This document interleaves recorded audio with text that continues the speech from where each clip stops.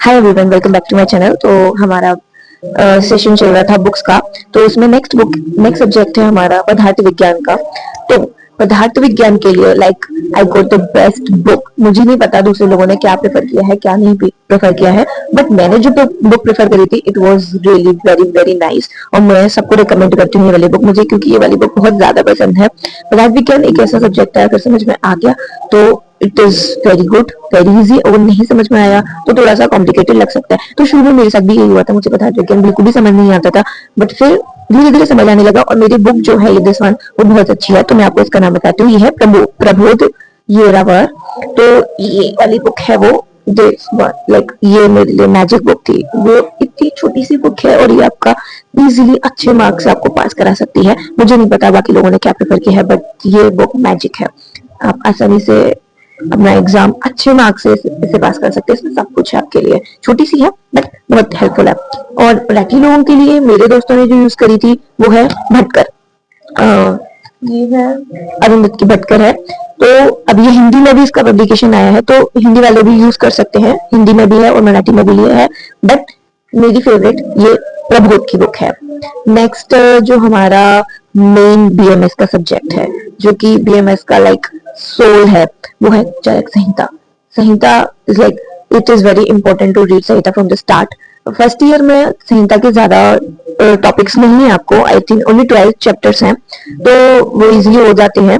पर वही बुक जो फर्स्ट ईयर में आप यूज करने वाले हो वही आपको सेकंड ईयर में यूज करनी है। सेकंड ईयर में फिर ये काशीनाथ जी की बुक है, जो कि ये चूंकि पब्लिकेशन है दिस वन, तो ये थोड़ी सी कट गई है पढ़ कर, क्योंकि फर्स्ट ईयर में आपको 12 चैप्टर्स इसमें से पढ़ने हैं, फिर सेकंड ईयर में आपको पूरा बुक पढ़ना है। तो क्योंकि क्या होता है कि हिंदी में जो ओरिजिनलिटी बुक लिखी गई है, जो हिंदी में लिखी गई है, तो अगर आप हिंदी बुक से अगर प्रेफर करते हैं चरक संहिता पढ़ना तो वो ज्यादा अच्छा होता है।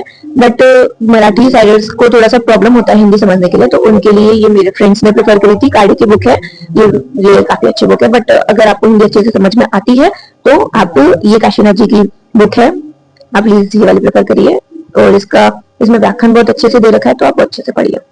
संहिता के साथ जो हमारा एक और एग्जाम होता है फर्स्ट ईयर में, वो एक ही संहिता का एक ही एग्जाम होता है, जिसमें हमें 2 सब्जेक्ट पढ़ने पड़ते हैं। तो चरक संहिता, सेकंड है हमारा अष्टांग हृदय। तो ये है मेरी ब्रह्मनाथ त्रिपाठी जी की बुक है, हिंदी साइडर्स के लिए बहुत अच्छी बुक है। तो इसमें संहिता के एग्जाम एक ही एग्जाम होता है जिसमें चरक संहिता भी आता है और ये भी आता है, तो आपको वो मिलकर पास करना होता है। उसके बाद अगर मराठी साइडर्स के लिए मेरी जो बुक मैंने प्रेफर करी थी वो ये अरुंधत की भटकर है। उसके बाद करते हैं हम संस्कृत पे बात करते हैं। तो संस्कृत क्या होता है कि सारे कॉलेजेस का अलग अलग डिपेंड करता है कि कौन सा कॉलेज कौन सी प्रेफर कर रहा है।